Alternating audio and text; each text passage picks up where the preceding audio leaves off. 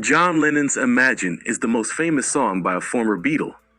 The role of the album Imagine was an attempt for maximum communication, offering hopes to the bleeding, battered world.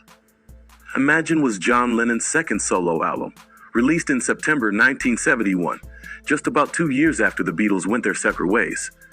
John Lennon said that this song was a response to lyrics on Paul McCartney's own solo album Ran that Lennon felt were directed at him.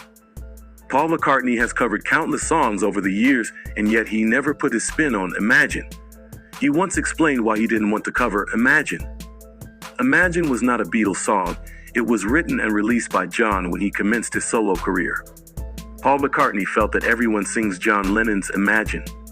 During a 1990 interview with Rolling Stone, Paul discussed one of his aborted ideas. "In fact, I considered doing a major tribute to John," he said, "but it suddenly felt too precious, too showbiz. I was going to have a whacking great picture of John and just say, he was my friend," which was true. I'm totally proud to have worked with him. Outsiders wanted Paul to sing John's most famous solo tune, but then people started saying, "Why don't you do Imagine?" He recalled, "And I thought, Diana Ross does Imagine. They all do Imagine." By 1990, Imagine had been covered by Elton John, David Bowie, Queen, Joan Baez, and others. Since 1990, it's been performed by Madonna, Lady Gaga, Avril Lavigne, Yoko Ono, Gal Gadot, and Willie Nelson. Imagine is one of the most ubiquitous standards of modern times. Understandably, some fans feel that covering Imagine has become a tedious cliche.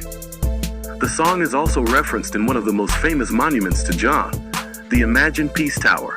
According to the tower's website, the Imagine Peace Tower is a tower with a beacon of light in Iceland that is meant to commemorate John and Yoko's peace activism. Imagine is one of John's most famous songs, and Paul said it was one of the best songs John ever wrote. John's Imagine really touched a nerve. The song became one of the most performed songs of the 20th century. The song has been rated as the third greatest song of all time by Rolling Stone.